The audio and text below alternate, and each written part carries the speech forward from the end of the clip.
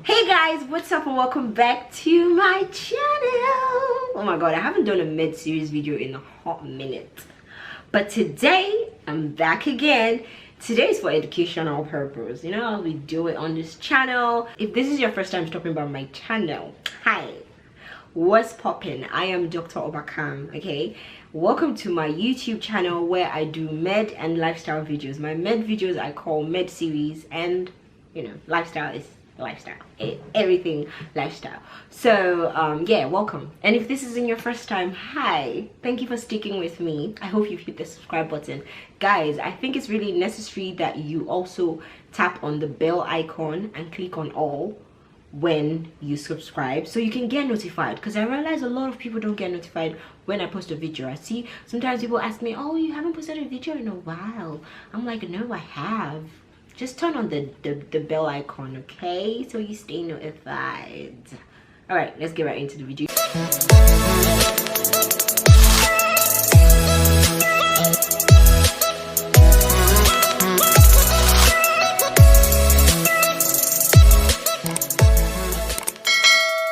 So by the title of this video, you can already tell that today we're going to be talking about hepatitis. What is hepatitis? Simply put, hepatitis is just an inflammation of the liver. Now, there are different things that can cause hepatitis, and depending on these causes, that would happen to be the kind of hepatitis you're dealing with. So hepatitis can be caused by viruses, can be caused by alcohol intake and certain medications. It can also be autoimmune. In that case, your body is just attacking your liver unprovoked. There's no reason why, there's no known reason, but it just happens. The body just feels like the liver is the bad guy. So that is when it is autoimmune. And then when it is viral, it's caused by certain viral infections like hepatitis A, B, C, D, and E. By the way, you can check my Instagram page, which is at CocoDeeTv_, where I spoke briefly about alcoholic hepatitis. So on this video, I'm going to be talking about the viral hepatitis. So we just briefly spoke about them, the different viral hepatitis. They are hepatitis A, B, C, D, and E. Very easy. Hepatitis A is an inflammation of the liver caused by the hepatitis A virus.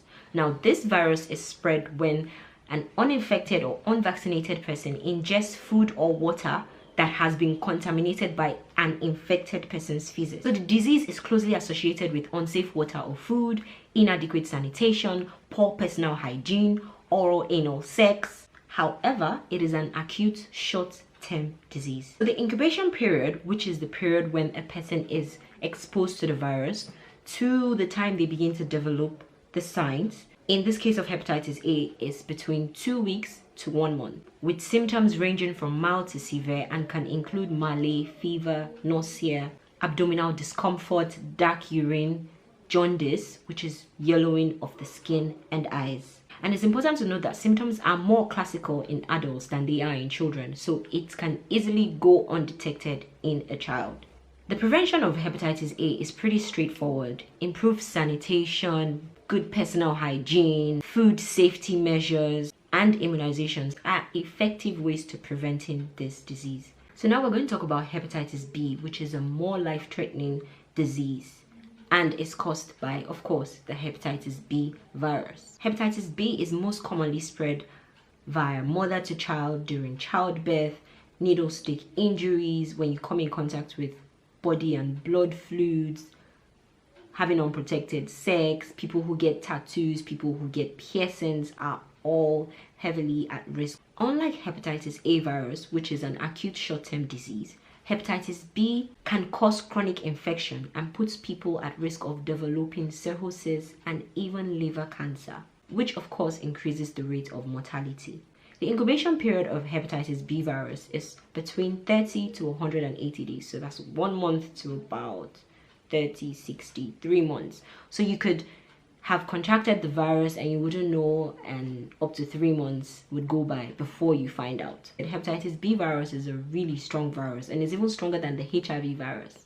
It is so strong that it can survive outside the human body for about 7 days, and during this time the virus can still cause an infection if it enters the body of a person who is not protected by the vaccine. Now, most people do not necessarily experience any symptoms when they are newly infected. However, some people can have acute illnesses with symptoms that last several weeks, including jaundice, dark urine, extreme fatigue, nausea, vomiting, and abdominal pain.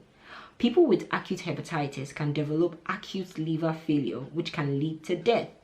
Now, among the long-term complications of hepatitis B infections, a subset of persons develop advanced liver diseases such as cirrhosis, hepatocellular carcinoma, which is liver cancer, which can cause high morbidity and mortality rates. There's also something known as the hepatitis B HIV co-infection. So it's important to note that about 1% of people who are infected with hepatitis B virus are also living with the HIV virus. According to WHO, conversely, the global prevalence of the HBV infection in HIV-infected persons is about 7.4%. So what's the prevention of hepatitis B virus? How does it spread? Mother to child, needle stick, unprotected sex, getting tattoos, getting piercings. So knowing how it spreads helps you to better understand how you can prevent it.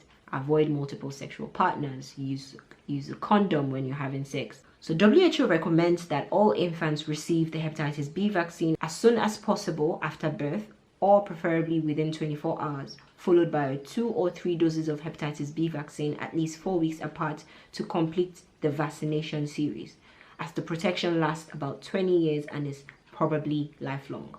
In addition to the infant vaccination, WHO recommends the use of antiviral prophylaxis for the prevention of hepatitis B transmission from mother to child, implementation of blood safety strategies, safer sex practices, including minimizing the number of partners and using barrier protective measures. So moving on to the next one, which is the hepatitis C virus. The hepatitis C is an inflammation of the liver caused by the hepatitis C virus. Now, this virus can cause both acute and chronic infections. It can be passed via mother to child and also sexual practices. However, it is most commonly transmitted via the use of inadequate sterilization of medical equipment, especially syringes and needles in healthcare settings, the transfusion of unscreened blood, and injecting drug use through the sharing of injection equipment. For hepatitis C virus, the incubation period ranges from about 2 weeks to 6 months. So it takes a longer time than the hepatitis A and B. It's important to note that following an initial exposure, about 80% of people go asymptomatic. They don't show any symptoms of the virus.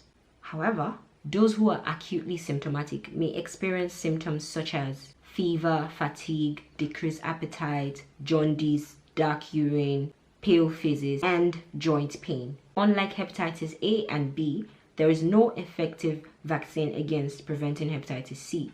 So prevention depends on reducing the risk of exposure to the virus in healthcare settings and in higher risk populations. This includes people who inject drugs and men who have sex with men, particularly those infected with HIV or those who are taking pre-exposure prophylaxis against HIV. The primary prevention interventions recommended by WHO includes safe and appropriate use of healthcare injections, safe handling and disposal of sharps and waste, provision of comprehensive harm reduction services to people who inject drugs, testing of donated blood for hepatitis B and C, as well as HIV and syphilis, training of health personnel, and prevention of exposure to blood during sex. Moving on, we're going to be talking about the hepatitis D, which is a rare form of hepatitis that only occurs when there is an existing hepatitis B infection. So although it also causes liver inflammation, it cannot happen if there is no existing hepatitis B infection. So basically, they work hand in hand. Now, simultaneous infection with hepatitis B and D can lead to a mild to severe hepatitis with symptoms that are same as the A, B, and C. These features, however, typically appear about 3 to 7 weeks after the initial infection and include the same symptoms as the other viruses: fever, fatigue, malaise, dark urine, jaundice, nausea, vomiting, pale colored stool, and even fulminant hepatitis, which is a condition where the liver begins to fail very quickly within days or weeks. The combination of the hepatitis D and B virus infection is considered to be the most severe form of chronic viral hepatitis due to more rapid progression towards liver-related death and hepatocellular carcinoma. However, the hepatitis D infection can be prevented by hepatitis B immunization, but the treatment success rates are low. The hepatitis E is a waterborne infection that results from exposure to the hepatitis E virus, which is mainly found in poor sanitation areas and typically results from ingesting fecal matter that has contaminated the source of the water supply. So basically, it's like the hepatitis A, but in that case, it's food and water, while in this case, it's just waterborne. So the incubation period of hepatitis E virus ranges from 2 to 10 weeks. The typical signs and symptoms of the hepatitis E virus includes an initial phase of mild fever, loss of appetite, fatigue. There could also be a slightly enlarged and tender liver and vomiting that may last a few days. You could also notice skin rashes without lesions. For the prevention of hepatitis E virus, there's a vaccine, but it's currently only available in China. However, at the population level, prevention of hepatitis E, maintaining quality standards for public water supplies, and establishing proper disposal systems for human feces. And on an individual level, infection risk can be reduced by maintaining hygienic practices and avoiding consumption of water and ice of unknown purity. Having said that, this is basically the take home for today. Hepatitis is an inflammation of the liver, and it can be caused by viral origins, alcohol, medications, and autoimmune. Today we spoke about the viral origins, and what we've learned is that the hepatitis A is an acute short-term disease. The hepatitis B is a much more life-threatening disease. The hepatitis C is chronic, does not have any vaccine. The hepatitis D only happens when there's already hepatitis B. And the hepatitis E is of waterborne origin. Now, the hepatitis A, B can be prevented by vaccines, and getting vaccinated for the hepatitis B prevents hepatitis D. Hepatitis C has no vaccine, so other preventive measures, like I already mentioned, should be taken serious. And the hepatitis E has a vaccine but is yet to be available elsewhere. So other preventive measures should be taken as well. Thank you so much for watching this video. Please do leave a thumbs up, leave a comment below if you have a question to ask. If there's any med series topic you'd want me to talk about, also leave that in the comment section. Share this video with your family, friends, and loved ones. Until I come your way next time, it's your girl Coco. Stay tuned for the next time I post a video. Don't forget to hit the subscribe button, and I'll see you guys in my next video. Do take care. Bye.